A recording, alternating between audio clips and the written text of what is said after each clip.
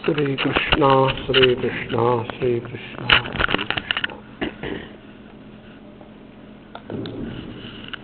गुरुर्ब्रह्मा गुरुर्विष्णु गुरुर्देवो महेश्वरः गुरुः साक्षात् परं ब्रह्म तस्मै श्री गुरवे नमः। तस्मै श्री गुरवे नमः। मन को आदतें बड़ी जल्दी लग जाती है, तो ये आदत लगना ये जैसी एक समस्या है, उसी प्रकार से ये आदत लगना ये एक अच्छी भी बात है। कैसी? देखो,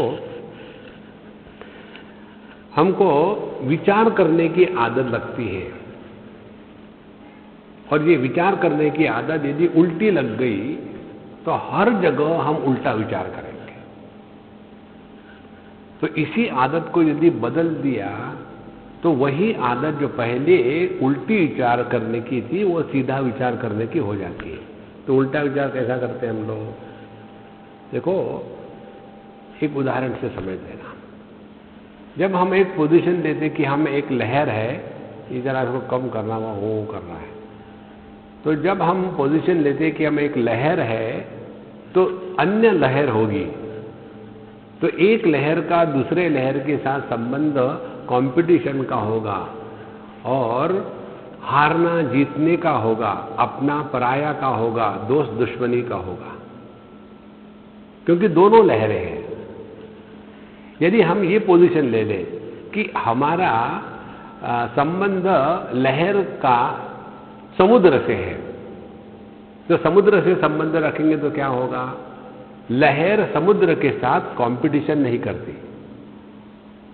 देखो, तो जीवन में समस्या कहाँ है कि हम अपने को लहर मान करके अन्य को भी लहर समझते हैं, कंपटीशन शुरू हो गई। इसी प्रकार से जब कर्म में रहेंगे, धर्म में रहेंगे, समाज में रहेंगे, तो कंपटीशन, झगड़ा, मेरा तेरा चलता ही रहेगा। अब इससे निकलने के लिए हमारे शास्त्र बताते हैं कि अपना रिश्ता बदलो। देखो, हमारी बुद्धि उल्टी चलती है, जैसे आप लोगों की सीधी चलती है, हमारी उल्टी चलती है।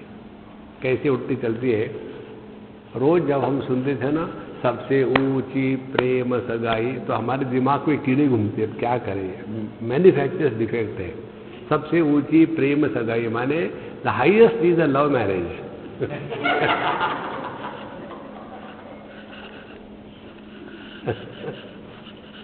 देखो, इसीलिए लव मैरिज करो।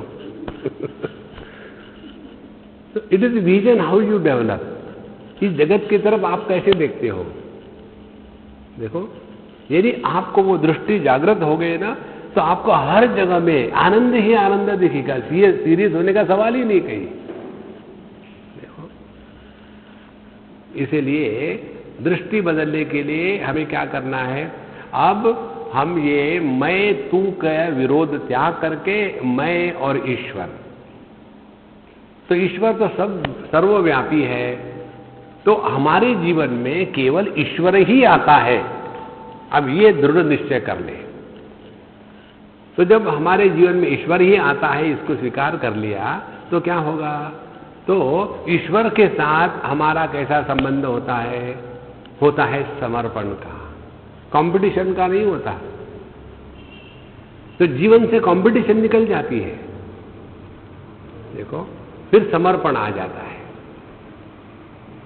और जब हमारे हृदय में ये कंपटीशन निकल गई, समर्पण आ गया, दूसरी बात क्या होती है? जब संपूर्ण विश्व को हम ईश्वर के रूप में देखते हैं, तो अंतःकरण से भोग वृत्ति निवृत्त हो जाती है। हम ईश्वर का भोग नहीं करते, ईश्वर को भोग लगाते हैं अपना। तो फिर हमारे जीवन में एकदम सेवा भाव जागृत हो जाता है। जिसके हृदय में सेवा भाव जागृत हो गया है, उसका कभी अपमान नहीं हो सकता। ठीक से समझ लेना।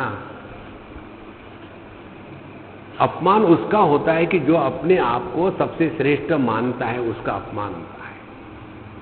देखो, हम समझो किसी के नौकर हैं, हमारे सेठ जी ने हमको कहा कि अरे रामू पानी ले आ। तो हम पानी ले जाने के स्थान पर ऐसे यदि कहें सेठ जी को, सेठ जी सुबह से कितना पानी पी रहे हो, टैंकर हो गया, बहुत हो गया, खाने के समय पी लेना, पानी पानी पानी पानी, ऐसा हम यदि कहेंगे अपने सेठ जी को तो उनका तो अपमान हो गया ना। और यदि उस सेठ जी ने मुझे गाली दी, बेवकूफ कहीं का, ऐसा व्यवहार करता है मेरे से, तो मेरा अपमान नहीं होगा। देखो कितनी सरल बात है। कोई मालिक जब नौकर को डांटता है तो उस समय नौकर का अपमान हो रहा है, ये सुनने वाले के मन में भी नहीं आता। लेकिन मालिक को यदि नौकर ने एक जबान उल्टी कर दी तो उसका अपमान हो गया। माने अपमान होने का कारण क्या है? हम जब मालिक बनते हैं तब अपमान होता है। यदि सेवक बनो तो जीवन में अपमान कभी नहीं हो सकता। कितनी सहज बात है। हमारे तुलसीदास जी यही तो कहते हैं, मैं सेवक सचराचर रूप स्वामी भगवंत। अब देखो अगली बात, जब हम किसी के भी साथ आदर से व्यवहार करते हैं तो उसका फायदा अपने को ही होता है। देखो, माने किसी को जब आदर देते हैं तो उसका लाभ जिसको आदर देते उसको नहीं होता, लाभ अपने को होता है। क्योंकि जहां हम किसी को आदर देते हैं तो अपने अंतःकरण में आदर का भाव आ गया, वही तो प्रसन्नता का बात है। इसीलिए जो रिश्ता है वो रिश्ता अभी मैं वर्सेस तू को छोड़ करके मैं वर्सेस परमात्मा ईश्वर। तो जीवन में हम भक्त बन करके रहे, विभक्त बन करके ना रहे। और भक्त कौन होता है? भक्त वो होता है कि जिसके हृदय में भगवान प्रकट हो गए। और भगवान हृदय में कब प्रकट हो गए? जब बाहर जो दिखेगा वही अंदर प्रकट होता है। देखो, बाहर यदि चोर उचक्के दिखे तो अंदर भी चोर उचक्के प्रकट हो जाएंगे। बाहर यदि अच्छा दिखा तो अंदर भी अच्छा हो जाता है। यदि बाहर के जगत में हम केवल ईश्वर को देखने का अभ्यास करें तो हृदय में परमात्मा अपने आप प्रकट हो जाता है। देखो, अब अगली बात, जिसके हृदय में परमात्मा प्रकट हो गया है, परमात्मा क्या है? मधुवाता ऋतायते मधुक्षरंति सिंधवः माध्वीर्नो औषधि मधु गावो। भगवान मधु है, मीठा है। यदि हमारे हृदय में भगवान की मिठास प्रकट हो गई तो मुख से कड़वाहट बाहर नहीं आएगी। देखो, जिनके मुख से कड़वाहट बाहर आती है उनके अंदर में भगवान नहीं रावण प्रकट हो गया है। देखो संतो, इसीलिए अब रिश्ता क्या करना है? लहर लहर का रिश्ता को छोड़ो और लहर समुद्र का रिश्ता जीवन में लाना, माने जीवन में भक्ति के सिद्धांत को प्रकट करना। अब ये जब अभ्यास होगा, ये अभ्यास करते करते करते करते अपना जो मैं है वो काफी हद तक डाइल्यूट हो जाता है। मैं का स्ट्रांग होने का कारण क्या है? लहर वर्सेस लहर दोनों झगड़ेगी, लेकिन लहर वर्सेस समुद्र जब होगा तो झगड़ेगी नहीं, तब अपने आप समर्पण आएगा। और जब हमारा मैं एकदम डिसॉल्व सा हो जाता है तब उस अंतःकरण में तत्व जिज्ञासा प्रकट होती है। शुद्ध अंतःकरण का लक्षण है जिसमें तत्व जिज्ञासा प्रकट हो गई। और जब तत्व जिज्ञासा प्रकट होती है तब ये बात समझ में आती है ब्रह्मानुचिंतनम। तो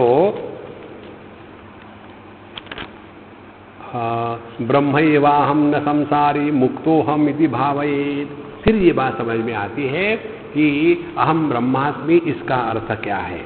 देखो, एक मटका है तो मटके के अंदर का जो आकाश है उसको घटाकाश कहते हैं। घट के अंदर का आकाश घटाकाश। अब यह घटाकाश पूर्ण आकाश है, इसको समझने के लिए उस घट को तोड़ने की जरूरत है क्या? कोई जरूरत नहीं तोड़ने की। केवल समझना है कि उपाधि के कारण महाकाश को घटाकाश कहा जा रहा है। तोड़ने की कोई जरूरत नहीं, समझदारी की बात है बस। इसी प्रकार से आदमी, उसकी उपाधि पत्नी, तो पत्नी के उपाधि के कारण आदमी का हस्बैंड बनता है। तो इतना ही समझ लें कि ये जो हस्बैंड है यह औपाधिक है, ये वास्तविक नहीं है। देखो, पैदाइशी कोई हस्बैंड होता है क्या? पैदाइशी तो सभी ब्रह्मचारी होते हैं, और हस्बैंड होना माने इट इज एबनॉर्मलिटी। अब जब एबनॉर्मल रहोगे तो सुखी कैसे रहोगे? देखो, गृहस्थः गुणमध्यस्थः शरीरम गृहम उच्यते।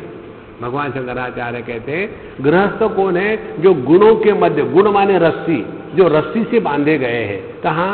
शरीरम गृह उच्यते, जिसने देहात्म भाव से जीना शुरू कर दिया वो गृहस्थ है। गृहस्थ माने बीबी बच्चे वाला नहीं, वो महागृहस्थ है।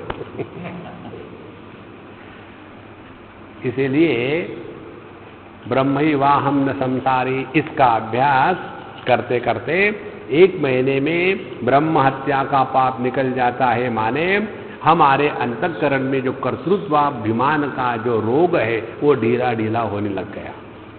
फिर इस अभ्यास को जारी रखें। संवत्सरम सदाभ्यासात्, 1 साल तक इसका अभ्यास करेंगे तो 8 प्रकार की सिद्धियां प्रकट होती है। 8 सिद्धियां है। पहली है अणिमा, माने जिसके कारण शरीर सूक्ष्म बन जाता है। महिमा, शरीर को लंबा कर देते हैं। लघिमा, शरीर को हल्का कर देते हैं। गरिमा, शरीर को भारी कर देते हैं। प्राप्ति, जो इच्छा हो वो वस्तु प्रकट होती है। प्राकाम्य, अपनी कामना पूरी होती है।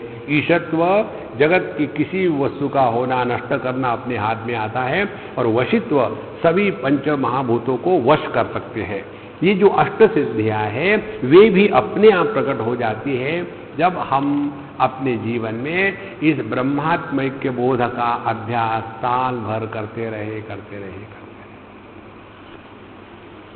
आगे बताते हैं, यावत् जीवम सदाभ्यासात् जीवन मुक्तो भवेद्यतिः एवं ही योग्यते सम्यक एकात्म परमात्मनो। तो यावत् जीवम सदाभ्यासात्, जिसने अपने संपूर्ण जीवन में यही एक अभ्यास करना है, अहम ब्रह्मास्मि का। देखो, इस अहम ब्रह्मास्मि का अभ्यास करने का तात्पर्य है उपाधि के प्रति एकदम उपेक्षा।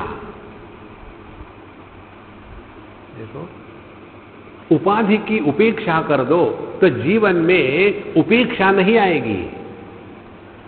एक उदाहरण बताऊं आपको मैं, बम्बई की बात है, बहुत पुरानी बात है। एक बार हम किसी हमारे मित्र के यहाँ गए थे, उनकी छोटी सी लड़की है 8-7 साल की, बड़ी प्यारी।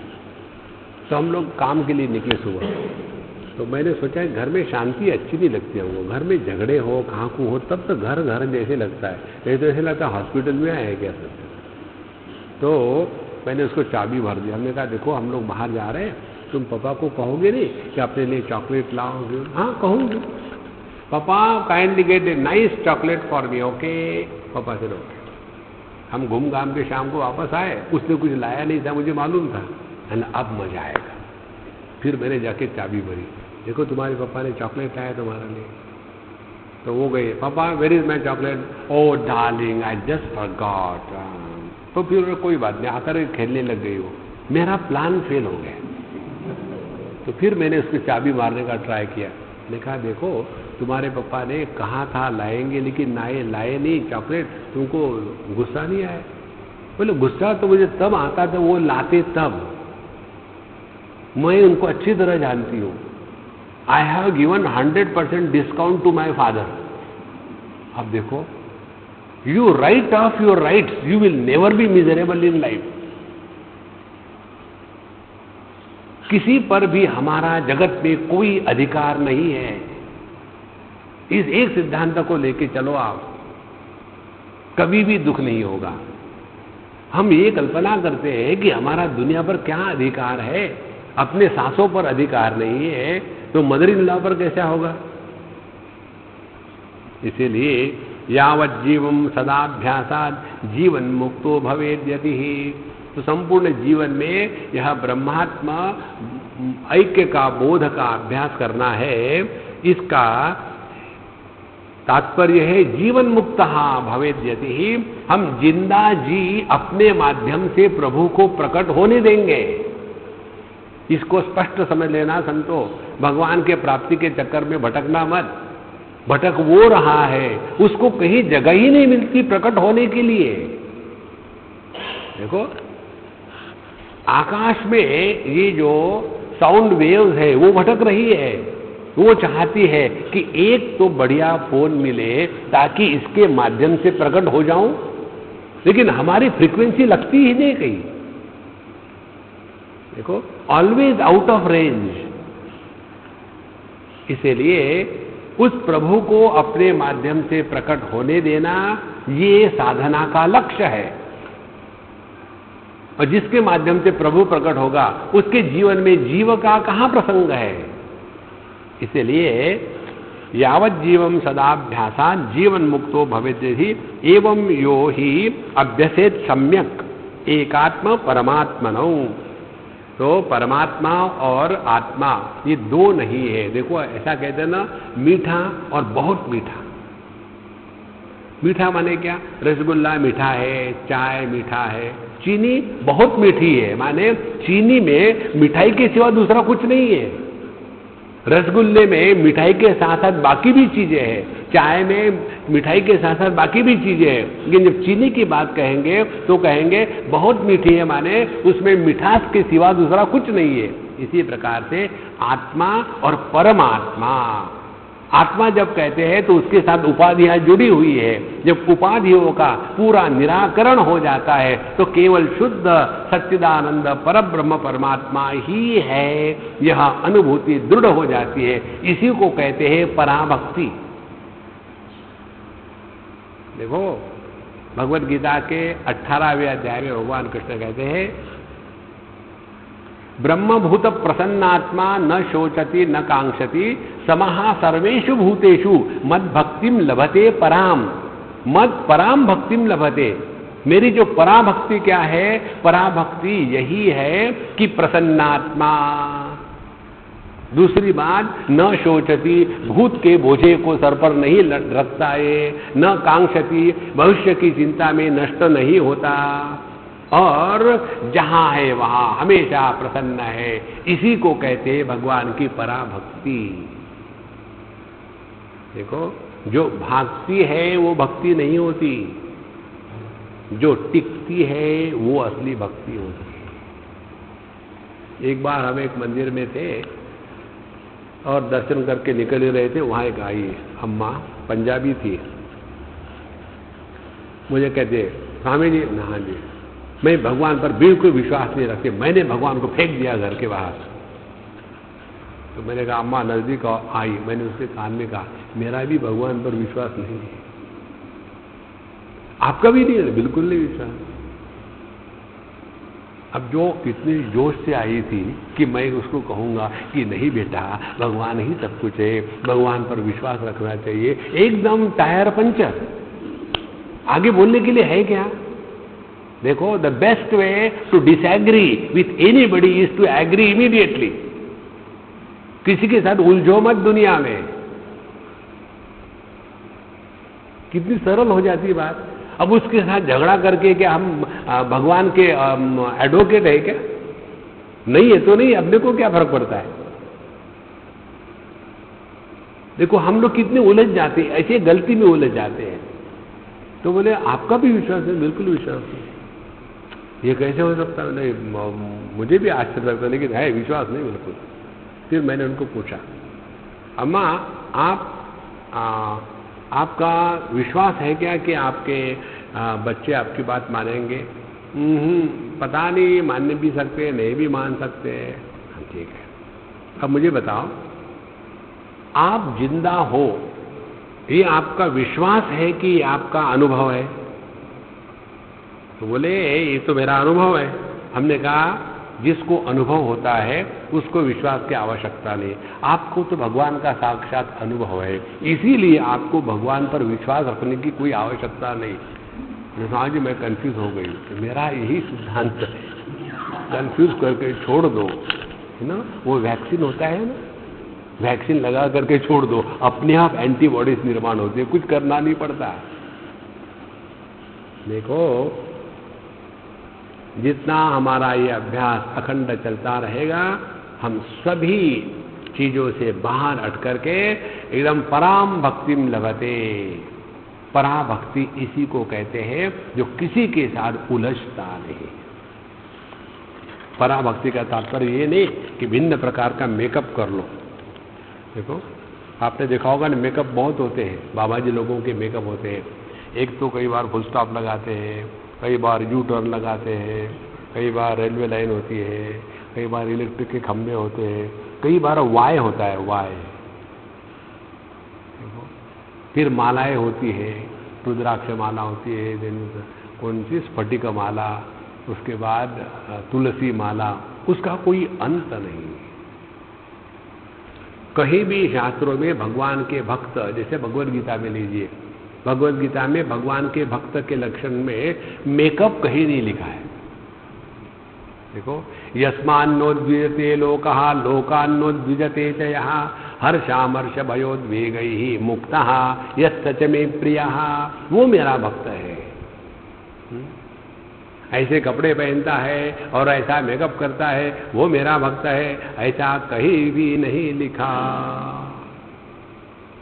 देखो, भक्ति तो यह हृदय में भगवान के प्राकट्य का लक्षण है, और भगवान का प्राकट्य उसी हृदय में होता है जो एकदम शुद्ध पवित्र है, जिसमें कामना की दुर्गंध नहीं है, क्रोध की अग्नि नहीं है, और विषमता का विष नहीं है। वसुदेव उसी को कहते हैं, शुद्ध पवित्र अंतःकरण को वसुदेव कहते हैं, और जो वसुदेव के घर में जो प्रकट होता है उसको वासुदेव भगवान कृष्ण कहते हैं। तो उस भगवान कृष्ण को अपने हृदय में प्रकट कराना है। देखो, नहीं तो बाहर ही भटकते रहेंगे, यहां गए वहां गए, हुआ कुछ नहीं। अब ये होने के पश्चात ना हम दे स भवेद जीवन मुक्त। जीवन मुक्त का तात्पर्य क्या है? जीवन मुक्त माने जो मरने की राह नहीं देखता वो जीवन मुक्त है। देखो, ये तो मरना ही अच्छा है, ऐसे लोग मरते भी नहीं। मरना सभी के लिए अच्छा है, फिर ट्राई करो। हाँ, जीवन मुक्त का तात्पर्य है कि हमारे अंतःकरण से जीने का और मरने का दोनों संकल्प निकल जाते हैं। देखो, ना तो जीने की तमन्ना है, ना तो मरने का इरादा है, यही तो है जीवन मुक्ति महाराज। नहीं, मैं चाहता हूं कि मैं 100 साल जीऊं। और क्या करोगे? खामो खाम अच्छे खाने को गंदगी में कन्वर्ट करना, और किया। देखो महाराज, अच्छा, इसी को कहते जीवन मुक्ति। अपने जीवन में आनंद को ही प्रकट करना है। ना हम देह। अब इसके बाद यह ब्रह्माभ्यास का जो प्रकार है, इसको कहते हैं व्यतिरेक साधना। व्यतिरेक साधना माने क्या? व्यतिरेक साधना माने ऐसा, सुवर्ण के सिवा सुवर्ण के आभूषणों का अस्तित्व नहीं हो सकता। तो हम ये कहेंगे सभी आभूषणों में सुवर्ण है, ये हो गया अन्वय, अनुअय, अन्वय। जो सब में व्याप्त है वो अन्वय हो गया। अब आगे व्यतिरेक किसको कहते हैं? व्यतिरेक कहते हैं कि सुवर्ण बिना आभूषणों के भी रह सकता है। देखो, इसमें सत्य क्या निकला? फिर इसमें सत्य निकला सुवर्ण जिसका अस्तित्व आभूषण निरपेक्ष है। देखो, इसी प्रकार से अब ना हम देहो न प्राणो न इंद्रियाणि तथैव च न मनोहम न बुद्धिश्च नैव चित्तमहंकृतिः ना हम पृथ्वी न सलिलम न च वह्निस्तथा नीलः न चाकाशो न शब्दश्च न च स्पर्शस्तथा रसः ना हम गंधो न रूपम च न मायाहम न संस्कृतिः सदा साक्षी स्वरूपत्वात् शिव एवास्मि केवलः। अब यहाँ बताते हैं इसको कहते व्यतिरेक साधना। व्यतिरेक साधना माने क्या? जैसे सुवर्ण आभूषणों के सिवा भी इंडिपेंडेंट रहता है, इसी प्रकार से एक एक ले लो। ना हम देहो, मैं देह नहीं हूं। अब देखो, जब हमको अपने धर्मशास्त्र में बताते हैं कि इस जन्म की जो सुख दुख हमको पिछले जन्म के पाप पुण्य के कारण मिल रहे हैं, माने हमारा अस्तित्व इस देह से निरपेक्ष है, तभी तो ये हो सका। माने हमारे अस्तित्व के लिए इस देह के होने की आवश्यकता नहीं है। जब हमको बताते हैं जो आप पाप पुण्य करोगे उसको भुगतने के लिए आपको फिर से अगला जन्म लेना पड़ेगा और दूसरे देह में आप भुगतोगे, माने जब ये देह नष्ट हो जाएगा तब भी आपका अस्तित्व अकाट्य है। तो सिद्ध क्या हुआ? हम देह के कारण नहीं है, देह हमारे कारण है। ना हम देहो। देखो, अब ये देह ना तो हमने निर्माण किया है, ना तो ये देह हमारी बात मानता है। कई लोगों का ये प्रॉब्लम होता है, वो अपना वजन कम करना चाहते हैं, लेकिन उन्होंने कहीं अमूल की एडवर्टाइजमेंट पढ़ ली तो 2 किलो पुट ऑन करते हैं। और कई ऐसे हैं कि पूरे भैंस को खा जाए फिर भी अगरबत्ती ही रहते हैं। अब करोगे क्या? देखो, माने हमारा अस्तित्व देह निरपेक्ष है, ये देह हमारी बात मानता नहीं, ये देह हमने निर्माण किया नहीं, फिर भी अपने कहे जा रहे हैं कि देह मैं हूं, देह मेरा है। यही तो भ्रांति है। अपने को हम बड़े इंटेलिजेंट समझते हैं ना, अब इसको काटो। देखो, किसी भी रकम, ये मारवाड़ी भाषा है, किसी भी रकम से ये सिद्ध नहीं हो सकता है कि हम देह है। इसीलिए ना हम देहो न च प्राणः, हम प्राण भी नहीं हो सकते, क्योंकि हम इसका नियंत्रण कर सकते हैं। नियंत्रण करने वाला नियंत्रित वस्तु से अन्य होता है। जैसे कार का हम नियंत्रण करते हैं, चलाना रोकना, तो हम उससे अन्य हैं। इसी प्रकार से प्राणायाम जब करते हैं तो प्राणों का नियंत्रण करने वाले हम प्राण से भिन्न है। न प्राणः न इंद्रियाणि। देखो, जब हम कहते हैं कि मुझे ठीक से दिखता नहीं है, माने इस आंखों का जो मान्यत्व प्रकट हो गया है, ठीक से दिखता नहीं, इसको हम जानते हैं ना, तो हम तो आंखों से भिन्न है। उसी प्रकार से न मनः अहम, मैं मन भी नहीं हूं। क्योंकि जब हम कहते हैं कि स्वामी जी हमारा मन बहुत ही चंचल है, बड़ा डिस्टर्ब है, दिखाओ कहाँ है तुम्हारा मन। देखो, तो जो मन की चंचलता को प्रकाशित करने वाले हम कैसे कह सकते हैं कि हम मन है? ना हम मनः। मन का प्राकट्य होता है, अभाव होता है, प्राकट्य होता है, अभाव होता है, लेकिन हमारा कभी ना प्राकट्य हुआ ना अभाव हुआ। न मनः न बुद्धिश्च, और बुद्धि भी हम नहीं है। बुद्धि जागृत अवस्था में ही पूर्ण प्रकट होती है, सुषुप्ति में नहीं और समाधि में नहीं। उसी प्रकार से चित्त अहंकृति ही, चित्त माने हमारी स्मृति, ना तो हम स्मृति है ना तो अहंकृति है। इसी प्रकार से ये पंच महाभूत, ना हम पृथ्वी न सलिलम, पृथ्वी सलिल वन्नी अनिल आकाश, ये पांचों के पांचों जो पंच महाभूत है वह मैं नहीं हूँ। उसी प्रकार से इन 5 महाभूतों के जो 5 गुण धर्म है, शब्द स्पर्श रूप रसगंध, वह भी मैं नहीं हूँ। और ना तो मैं माया हूँ न संस्कृति ही। और इसीलिए मेरे लिए पिछला जन्म, ये जन्म, अगला जन्म, ये कहानी हमेशा के लिए खत्म हो गई।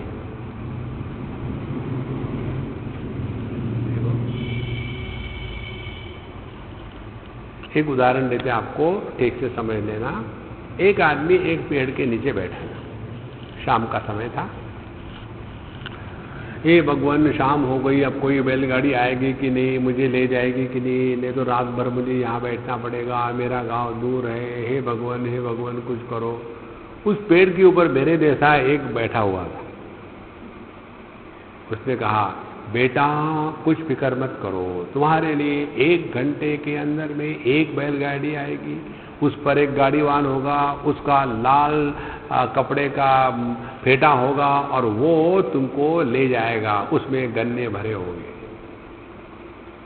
1 घंटे के बाद आ गई गाड़ी एग्जैक्टली वैसी गन्ने वाली, उस पर वो आदमी बैठा घर चला गया। घर जाने के बाद चुप थोड़ी बैठेगा, उस पेड़ पर एक बड़े महात्मा है, बहुत बड़े महात्मा है, उन्होंने एग्जैक्टली बताया वैसे ही हुआ, नहीं तो मैं तो वहाँ परेशान हो जाता है, बड़े महात्मा है। अच्छा, अब हुआ क्या था, जब ये रो रहा था तो जो पेड़ के नीचे है उसको एक पर्टिकुलर रेडियस में ही सब कुछ दिख सकता है, उसके परे नहीं दिख सकता। जो पेड़ के ऊपर है उसका विजन बढ़ गया, देखो। तो जो पेड़ के नीचे बैठने वाले व्यक्ति के लिए भविष्य काल था, वो पेड़ के ऊपर बैठने वाले व्यक्ति के लिए वर्तमान काल था।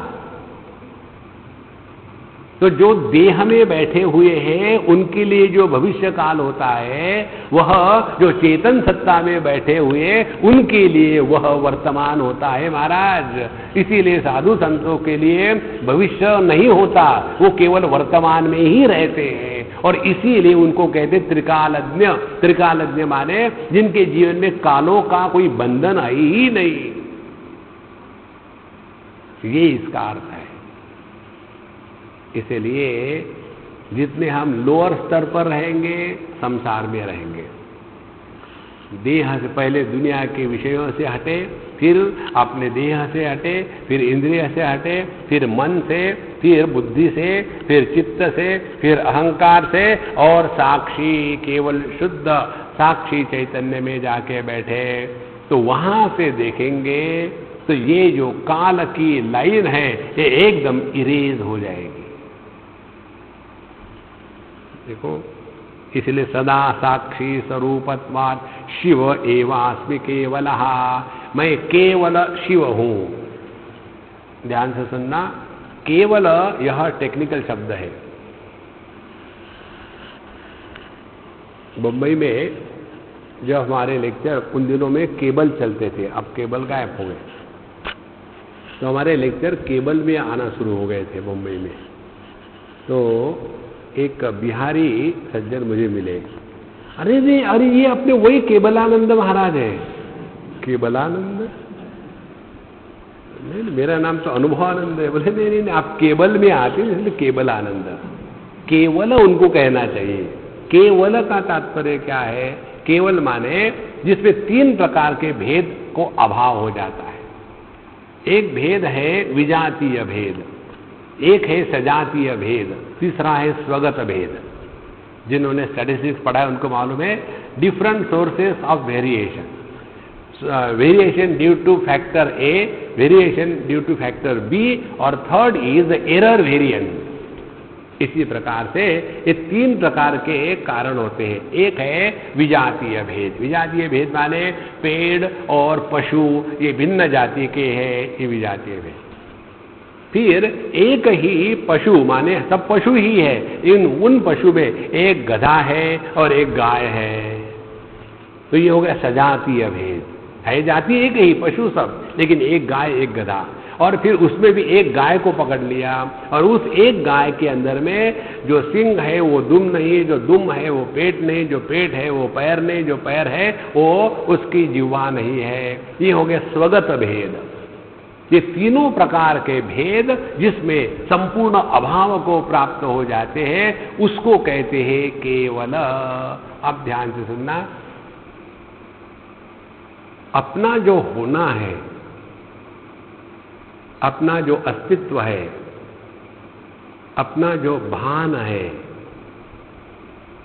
उसमें किसी भी प्रकार का भेद नहीं है। ना विजातीय भेद है क्योंकि हमसे अन्य दूसरा कुछ है ही नहीं, ना सजातीय भेद है, हमारे जैसा कुछ है नहीं, और ना स्वगत भेद है, वहां त्रिपुटी भी नहीं है। रामायण में एक कथा आती है, शतरूपा और मनु ने प्रार्थना करी भगवान नारायण से, और नारायण भगवान प्रकट होने के बाद मनु जी कहते हैं कि हमें आपके जैसा पुत्र प्राप्त होवे। तो भगवान ने कहा कि सॉरी। बोले क्यों, मैं आपके लायक नहीं हूं क्या माँ बाप बनने के? बोले वो बात नहीं है, बात ये है मेरे जैसा तो कोई है ही नहीं, अप्रमेय, क्योंकि जो एकमेवाद्वितीय होता है उसके जैसा कुछ नहीं होता।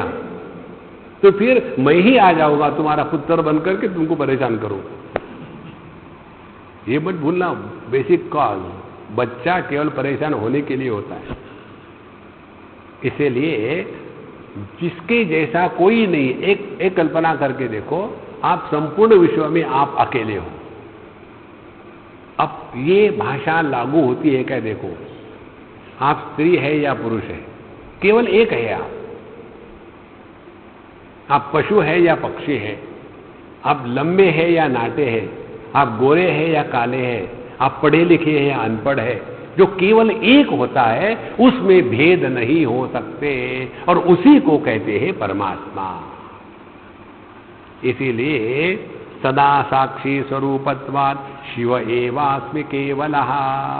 तो जागृत आई, जागृत की विविधता, जागृत की त्रिपुटियां, इन सबको प्रकाशित किया, लेकिन चेतन सत्ता उसके द्वारा प्रभावित नहीं हुई। फिर ये जागृत का तमाशा चला गया, फिर सपने का तमाशा आया, उसने भी अपना खेल किया, वो भी चला गया। फिर सुषुप्ति का अभाव आया, वो भी रहा, अभाव भी चला गया। फिर समाधि का परेशानी आई, वो भी चली गई। लेकिन इस सब में एक ऐसा तत्व है जो ना कभी आया ना कभी गया, यह एक केवल, यह साक्षी चैतन्य ही मेरा असली स्वरूप है। देखो, जब हम कहते हैं कि मुझे अच्छी नींद आई थी लेकिन बाद में बड़े बुरे सपने आए, ये कौन कह सकता है?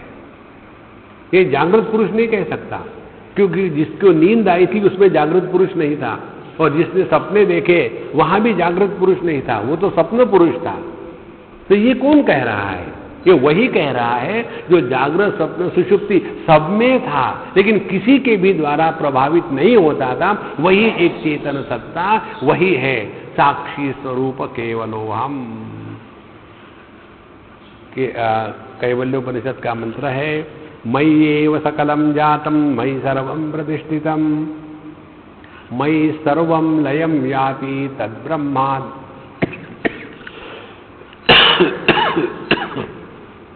तद्ब्रह्माद्वयमस्म्यहम्। मयि एव सकलम जातम, सबका सब मुझ में ही प्रकट हुआ है,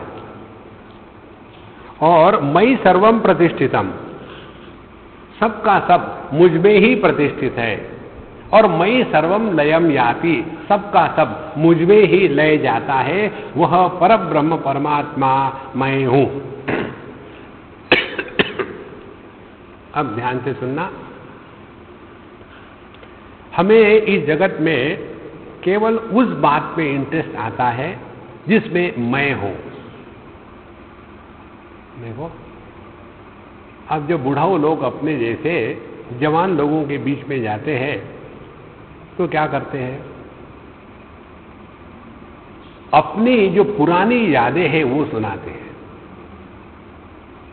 अब उनको अपनी यादें सुनाते समय बड़ा जोश आता है, क्योंकि उन्होंने वो जीवन जिया है, और जो जवान है उन्होंने वो जीवन जिया नहीं है, और उनको उसमें किसी प्रकार का इंटरेस्ट भी नहीं आ सकता। देखो, इसीलिए बुढ़ापे के जो अनेक लक्षण है उसमें एक ये लक्षण है कि उनको कोई ना कोई सुनने वाला चाहिए। और सुनाएंगे क्या? वही 1857 में तात्या टोपे ने जो टोपी बेची थी वो मैंने खरीदी थी। राम राम राम। देखो, कितनी भी कैसी भी घटना हो, उसमें यदि मैं नहीं है तो हमको वो घटना आकर्षित नहीं कर सकती, और जहां मैं होता है वहां एक छोटी सी चीज भी बड़ी महत्व की बन जाती है। देखो, बच्चे, अब कितने दुनिया में बच्चे हो जाते हैं, फिर बच्चे बड़े हो रहे, अच्छे हैं बुरे हैं, उससे कुछ नहीं होता। लेकिन जब मेरा बच्चा, तब वहां से संसार शुरू हो जाता है। तो मयि एव सकलम जातम, सबका सब दुनिया पैदा हो जाती है मैं में। मयि एव सकलम जातम। उसके बाद मयि सर्वम प्रतिष्ठितम। ये पूर्ण दुनिया कब तक रहती है? जब तक के मैं रहता है, तभी तक ये दुनिया रहती है। और मयि सर्वम लयम याति, जब इस मैं ने अपने स्वरूप को पहचान लिया है, तो इसी मैं ने जिस दुनिया को प्रोजेक्ट किया था, प्रक्षेपित किया था, वो सब की सब दुनिया फिर वापस इसी शुद्ध पवित्र परिपूर्ण मय में फिर लय हो जाती है। तद ब्रह्माद्वयमस्म्यहम्, वह अद्वय ब्रह्म ही मेरा असली स्वरूप है। ये अभ्यास है, अभ्यास है। ध्यान से सुनना, इसका अभ्यास करें कि सुबह में जब हम उठते हैं तो उस समय देखो क्या हो रहा है एग्जैक्टली। तो पहले भान आता है अपने होने का, फिर टाइम कितने बजे, फिर बाथरूम किधर है। देखो हम हमेशा भटकते रहते हैं, हर दिन हर हफ्ते में नया स्थान, तो याद नहीं रहता किधर बाथरूम है किधर क्या है। इसीलिए हम लाइट ऑन करके सोते हैं पहले 2-3 दिन। जैसे उठे पता ही नहीं कि बाथरूम में जाने के लिए मंदिर में ना पहुंच जाए, क्योंकि डायरेक्शन का कहाँ पता है। रोज का रोज हो तो वो मैकेनिकली डिफॉल्ट से चला जाता है आदमी। तो ये 3 बातें होती, पहले अपने होने का भान आया, फिर कितना टाइम हुआ, और उसके बाद दिशा माने देश। तो जहां मैं निर्माण हुआ वहां देश काल निर्माण होते, जहां देश काल निर्माण हो गए वहां जगत निर्माण हो गया। देखो जहां ये मैं गायब हो गया तो उसके साथ साथ देश काल वस्तु जगत और मैं सबका सब गायब हो गया। लेकिन ये अभाव में नष्ट नहीं हो गया, केवल ये अव्यक्त हो गया है। देखो लहरें जब टूट जाती है, समाप्त हो जाती है, तो लहरों का नाम रूप जो है वो अभाव को प्राप्त होता है, लेकिन लहरों की जो असलियत है समुद्र, वो कभी अभाव को प्राप्त नहीं होता। इसी प्रकार से यह जो नाम रूपात्मक जगत और यह त्रिपुट्यात्मक जो जीव है, इस सभी के सभी मुझ में ही प्रकट होते हैं, मुझ में ही रहते हैं और मुझ में ही वापस चले आते हैं। पानी कहता है ये समुद्र मुझ में प्रकट हुआ, ये लहरें मुझ में रहती हैं, और ये दोनों के दोनों माने कारण और कार्य, ये दोनों मुझ में वापस आ जाती है। तद ब्रह्माद्वयमस्म्यहम्। देखो निराकार रूप यह जो शुद्ध पानी है वह अपनी असलियत है। इसीलिए ये एक अभ्यास बहुत महत्व का है। Play with this in your meditation. शांत बैठो तो ऐसा खेलो कि मैं आकाश हूं। इसका अर्थ क्या है? देखो पहले मैं आपको बताया था ये खेलो कि मैं देह नहीं हूं, इसका अर्थ क्या है। अब पॉजिटिवली मैं आकाश हूं, इसका अर्थ क्या है। देखो अपने आप देह का आकार मन से गायब हो जाएगा, क्योंकि मन देश को ग्रहण नहीं कर सकता। मन दूरी को ग्रहण नहीं कर सकता। धीरे धीरे धीरे धीरे धीरे धीरे आकाश स्वरूप मैं हूं, इसका तात्पर्य निकलता है यह स्थूल जगत मुझ पर कोई प्रभाव नहीं डालता। यहां जीव आया कहां? आकाश अनेक होते तो जीव अनेक होते, आकाश तो एक ही है ना। उसी प्रकार से जब हम अपने को चित्ताकाश के स्थान पर रखते हैं तो इसी चित्ताकाश में अनेक वृत्तियां उठती है, खेलती है, लय हो जाती है, चित्त को कोई उसका प्रभाव नहीं। फिर एक स्टेप और आगे, चिदाकाश रूप शिवोहम शिवोहम। जागृत स्वप्न सुषुप्ति समाधि आती है जाती है, लेकिन यह चिदाकाश अस्पर्श, इसमें अन्य और परिच्छिन्न दोनों का अभाव है। इसीलिए मय्येव सकलं जातम मयि सर्वं प्रतिष्ठितम मयि सर्वं लयं याति तद्ब्रह्माद्वयमस्म्यहम्। सर्वज्ञोऽहमनन्तोऽहं सर्वेशः सर्वशक्तिमान् आनन्दसत्यबोधोऽहम् इति ब्रह्मानुचिन्तनम्। अब ब्रह्मानुचिंतनम किसको कहते हैं? अब हमने सब प्रकृति और उपाधि को छोड़ दिया है ऑलरेडी, अब आ गए अपने स्वरूप के पास। सर्वज्ञो हम, मैं सर्वज्ञ हूं। अब ध्यान से समझ लेना, सर्वज्ञ का तात्पर्य ये मत कर लेना कि मुझे सभी भाषा आएगी, ये सर्वज्ञ नहीं है, ये केवल भाषा का पांडित्य है। सर्वज्ञ का तात्पर्य क्या है? सर्वज्ञ का तात्पर्य है चाहे मनुष्य का देह रहे, चाहे पशु का रहे, चाहे पेड़ का रहे, इन सब का जो ज्ञान है उसको एक ही ज्ञान प्रकाशित कर रहा है। यह चेतन सत्ता सब में सामान्य है। देखो, जो चेतन सत्ता इंडियन आदमी के हिंदी के ज्ञान को प्रकाशित करती है, वही चेतन सत्ता चाइनीज के चाइनीज ज्ञान को प्रकाशित कर रही है। तो व्यक्तित्व रूप से सर्वज्ञ नहीं, चेतन सत्ता के रूप से हम सर्वज्ञ हैं। सर्वज्ञो हम अनंतो हम अनंत है।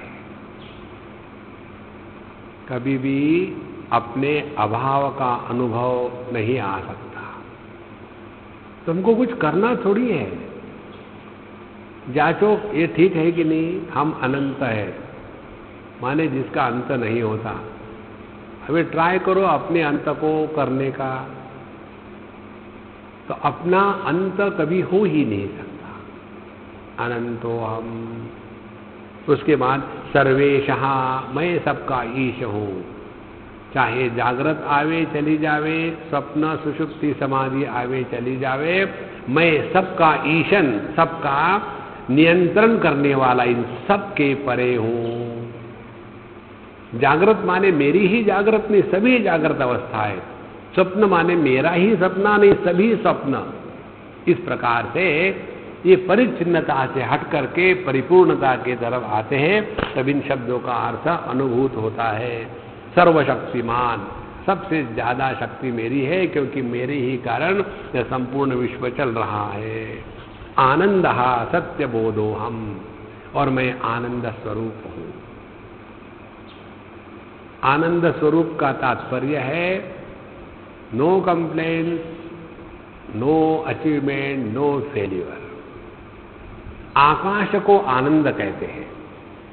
काश माने प्रकाश, आकाश माने चारों तरफ प्रकाश, चारों तरफ प्रकाश माने संपूर्ण आनंद, पूर्णमदः पूर्णमिदम्। इसीलिए आनंद सत्य बोधो हम, और मैं सत्य बोध हूं, बाकी के सब असत्य बोध है। सत्य असत्य किसको कहते हैं? जिस वस्तु के ज्ञान में है और नहीं, ये दोनों भाव प्रकट हो सकते हैं, वह असत्य है। जैसे मेरे हाथ में ये 2 पुष्प है, आपने देखा, फिर मैंने इनको निकाल दिया। फिर मेरे हाथ में पुष्प नहीं है, माने हमने इन पुष्पों को 2 प्रकार से जाना, एक तो ये है और दूसरे वो नहीं है। लेकिन अपना जो होना है, इसको ऐसे विकल्प से नहीं जाना जा सकता कि मैं हूं या मैं नहीं हूं। तो ये जो विकल्प रहित सत्ता है, वह सत्य है। सत्य बोधो हम। देखो, जागृत में जागृत पुरुष है, स्वप्न सुषुप्त पुरुष नहीं है। स्वप्न में स्वप्न पुरुष है, जागृत सुषुप्त पुरुष नहीं है, इत्यादि। लेकिन इन सब में एक तत्व ऐसा है कि जिसको है या नहीं है, ये दोनों विकल्प लागू नहीं होते। सत्य बोधो हम, और यह ज्ञान नहीं है, ये बोध है, ये अनुभूति है। सत्य बोधो हम। देखो,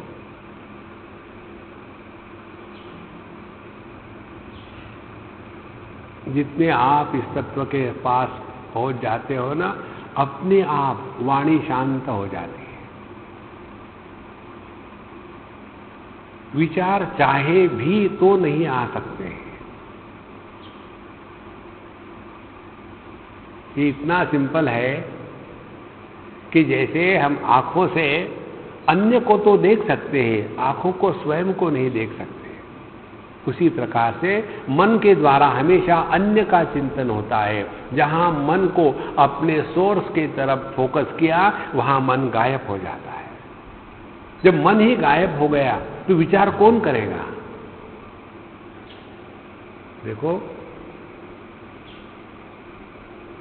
और अपने स्वरूप के अनुभूति के पश्चात उसके बाद फिर मन भी वही रहेगा, देह भी वही रहेगा, इंद्रिय भी वही रहेंगे, लेकिन अब प्राकट्य भिन्न प्रकार से होगा।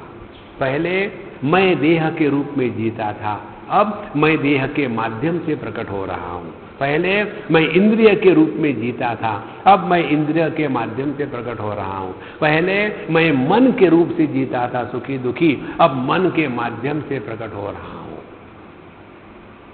Everything is completely change.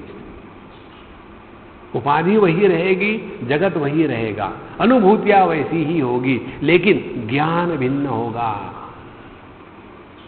इसी को कहते हैं दुखेषु अनुद्विग्नमनाः सुखेषु विगत स्पृहाः वीतराग भय क्रोधाः स्थितधिः मुनि उच्यते।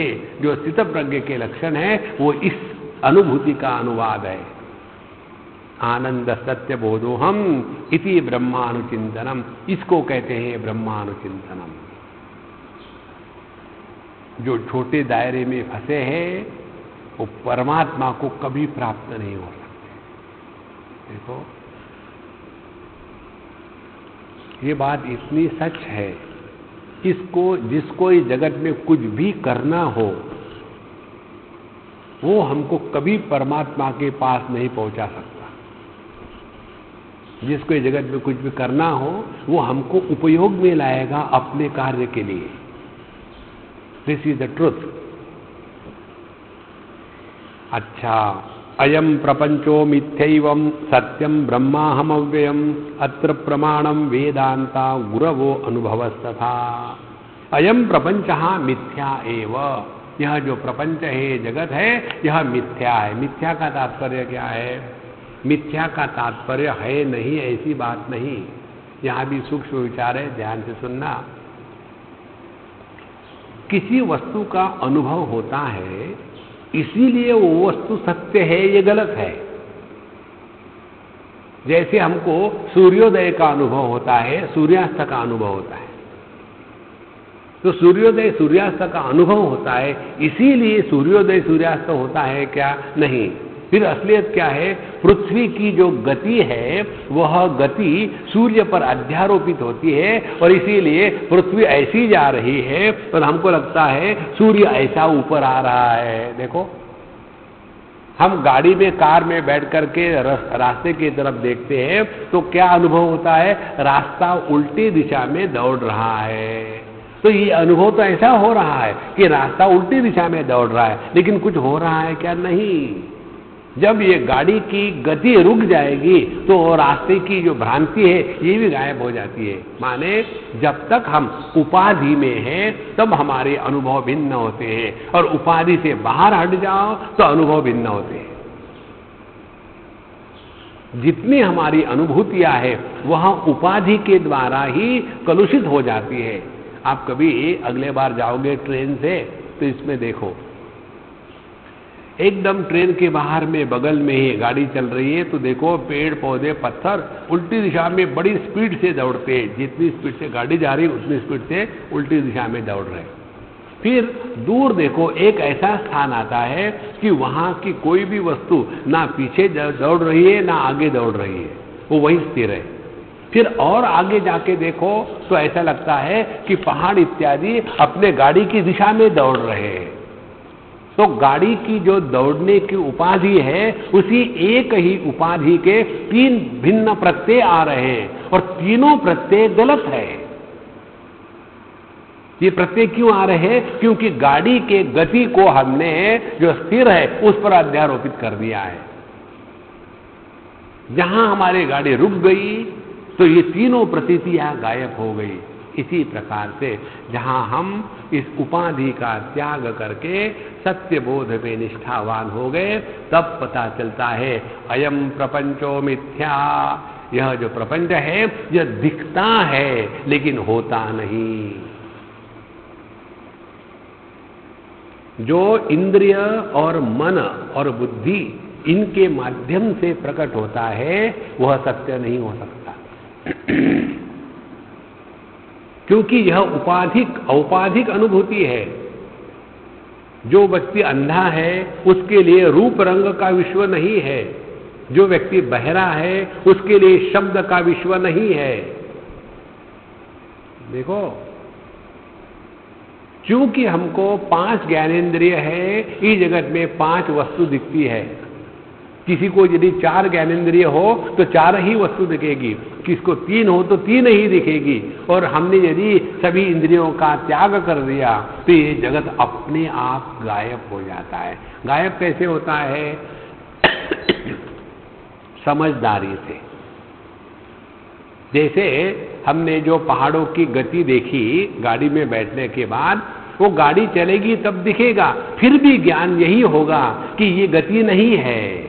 इसी प्रकार से ये जगत दिखेगा वैसा का वैसा ही, लेकिन पहले जो हमने इसको सत्य बुद्धि से स्वीकार करके सुखी दुखी होते थे वो होना बंद हो जाएगा। फिर क्या है? ये जगत सभी तक है जब तक मैं है। जहां इस मैं का उपाधि के साथ पूर्ण नाश हो गया, उसी क्षण समझ में आता है यह जगत सत्य नहीं है, मिथ्या प्रपंच है। और सत्यम ब्रह्म अहम अव्ययम। देखो, मेडिकल साइंस कहता है हम अपने देह के सभी सेल्स हर 7 साल में पूरे के पूरे बदल डालते हैं। हमारा अनुभव क्या है? हम उसी देह में हैं, हम उस देह में नहीं हैं। देखो, हमारा एक क्लासमेट है, उसकी एक साइकिल थी पुरानी, हम उसकी मजाक उड़ाते थे। तो वो हमेशा कहता नहीं, ये साइकिल हमारे दादाजी की है इसलिए हमको अच्छी लगती है। लेकिन उसके टायर बदले, ट्यूब बदले, रिम बदले, स्पोक बदले, हैंडल बदला, सीट बदली, और एक बार एक्सीडेंट हुआ तो चेसिस भी बदली, लेकिन गाड़ी वही है। देखो, इसी प्रकार से सभी के सभी हमारे जितने सेल्स है सब बदल चुकी है, लेकिन हम कहते हैं वही देह है। इससे बड़ी बेवकूफी क्या हो सकती है? तो ये देह वही है, यही तो भ्रांति है, ये वो देह नहीं है। यदि ये देह वही होता तो बचपन में कैसा सभी हमको प्यार से उठा के किस करते थे, और अब सामने न्यूज़पेपर रखते हैं जैसे हम गए। ऐसे लगता है ऐसा क्यों हो रहा है? मैं तो वही हूं। इसीलिए यह संपूर्ण जगत की केवल प्रतीति इंद्रियों के माध्यम से हो रही है। ये यदि जगत सत्य होता तो सुषुप्ति में इसकी अनुभूति क्यों नहीं आती? अयम प्रपंचो मिथ्यैव सत्यम ब्रह्म अहम अव्ययम अत्र प्रमाणम वेदांता। इसके लिए प्रमाण है हमारा वेदांत शास्त्र, उसके बाद गुरवः साधु संत गुरु आचार्य और अनुभवस्तथा, और ये अपना सबका अनुभव है। देखो, 3 बातों से सिद्धि होती है, श्रुति, युक्ति और अनुभूति। श्रुति है प्रमाण वेदांत शास्त्र, युक्ति गुरु महाराज देते हैं कि कैसे विचार करें कि जिसके द्वारा हम अपने ही विचारों में ना उलझ जाए। जिन विचारों में हम उलझ जाते हैं उसको चिंता कहते हैं। जिन विचारों के द्वारा हम अपने उलझन से सुलझ जाते हैं उसको चिंतन कहते हैं। हम चिंता करते हैं, चिंतन कहाँ कर रहे हैं? और अनुभवस्तथा, फिर अपनी अनुभूति को भी देखें कि इतने परिवर्तन आ गए दुनिया में अपने में, लेकिन हमको अपने बदलने का अनुभव कभी नहीं आता। देखो, कभी नहीं आ सकता। तो गुरवो अनुभवस्तथा नाहम देहो न मे देहः केवलोऽहं सनातनः एकमेवाद्वितीयं वै ब्रह्मणो नेह किंचन। तो ना हम देहो न मे देहा, ना तो मैं देह हूं ना तो देह मेरा है। ध्यान से सुनना, या तो हम सभी देह को अपना माने या एक भी देह को अपना न माने, दो में से एक करो। हम जब अपने व्यक्तित्व के तरफ देखते हैं तो ऐसा कहते हैं क्या कि किडनी मेरी नहीं रे बाबा, अपनी तो लीवर ही है, अपनी नहीं किडनी। हाँ हाँ, यहाँ तो पूरे जितना है आप उसको मानो, नहीं तो किसी को भी मत मानो। इसी प्रकार से जगत में यदि सभी देह मेरे है ये स्वीकार किया तो किसी के भी प्रति राग द्वेष नहीं होगा। इसी को कहते हैं भक्ति की भाषा में, सिद्ध पुरुषों की भाषा में सार्वत्म्य अनुभूति। इसी को लेकर के भागवत में, महाभारत में कथा आती है।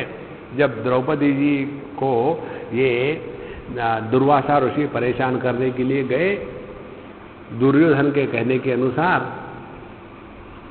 तो हम जरा नहा के आते खाना बनाओ, तो द्रौपदी रोने लग गई और कन्हैया को बुलाया। कन्हैया लाल आए, बोले मुझे भूख लगे कुछ खिलाओ।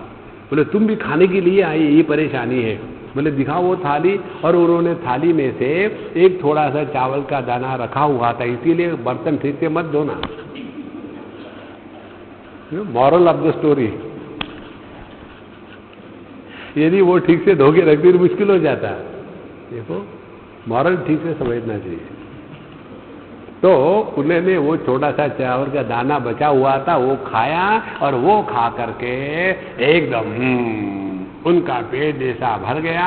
तो इतने 60,000 ऋषि आए थे द्रौपदी की परीक्षा लेने के लिए, सबके पेट ऐसे भर गए कि वो फिर वापस आने की हिम्मत नहीं कर रहे थे। ये कैसा हुआ? देखो, जो केवल एक देह के साथ रहता है उसको ईगो कहते हैं, और जो सबके साथ एक होकर के रहता है उसको ईश्वर कहते हैं। यही तो भगवान का ऐश्वर्य था। देखो, अपने शिरडी साईं बाबा की पोथी में आता है ये कथा, पढ़ो उसको। उसमें कहते हैं उन्होंने एक अपनी भगत को कहा कि मेरे लिए खाना ले आओ, बड़ी भूख लगी है।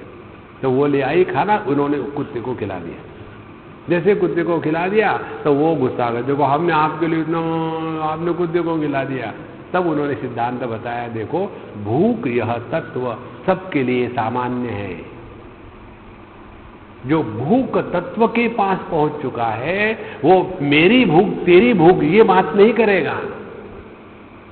देखो, जब दृष्टि की बात होती है तो ये जो ऑप्थेल्मोलॉजिस्ट पढ़ते हैं डॉक्टरी, उसमें आंखों के डॉक्टर बनते हैं, तो ये कहेंगे क्या, नहीं मैं तो केवल मुर्दे को ही चश्मा लगा सकता हूं, बाकी लोगों के चश्मे मैं कैसे लगाऊं? हाँ, उन्होंने आंख इस सिद्धांत को सीख लिया है, इसीलिए सभी आंखें उनके लिए सेम है, अलग अलग नहीं है। देखो, इसलिए ना हम देहो न मे देहा, मैं ये देह नहीं हूं, ना तो मेरा ये देह, देन केवलो हम सनातनः, मैं केवल स्वगत सजातीय विजातीय भेद रहित वस्तु।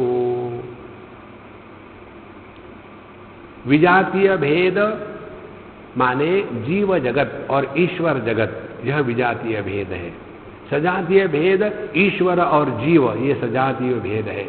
और स्वगत भेद पापो हम पाप कर्मा हम पुण्यात्मा धर्मवान इत्यादि, ये स्वगत भेद है।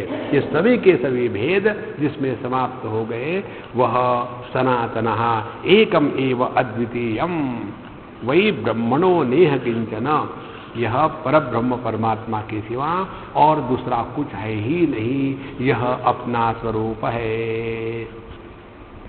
हृदय कमल मध्ये दीपवद्वेद सारम प्रणवमयमतर्क्यम योगिभिर्ध्यानगम्यम हरिगुरु शिवयोगम सर्वभूतस्थमेकम सकृत विमनसा वै चिंतयेद्यस्य मुक्तः।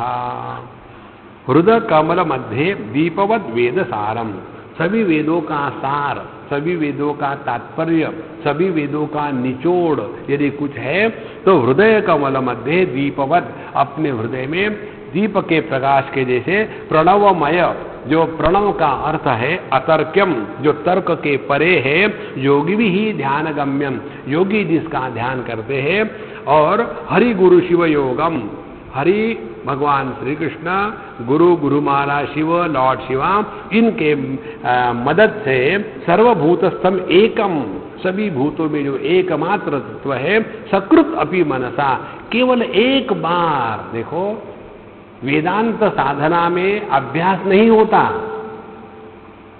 केवल एक बार जानना है, एक बार। देखो हम लोगों ने, जिन्होंने तैरना सीखा है या साइकिल चलानी सीखी है, कोई भी व्यक्ति तैरना या साइकिल चलाना 2 बार नहीं सीखता, केवल एक बार सीखता है। एक बार सीखने के बाद आप चाहो 50 साल उसको मत करो, फिर भी आप कभी भूल नहीं सकते। इसी प्रकार से केवल अपने स्वरूप को एक बार पहचानना है, फिर आपको गिरने का डर नहीं। इसीलिए ज्ञान भ्रष्ट कोई होता नहीं, जैसे योग भ्रष्ट होता है, क्योंकि योग प्रकृति में ही रखता है आपको, प्रकृति के परे नहीं ले जाता।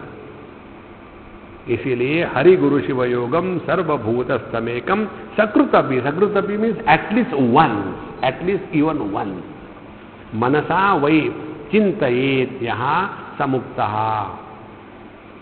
तो अपने मन को केवल इसी ब्रह्मात्मक के बोध में ही लगाना है।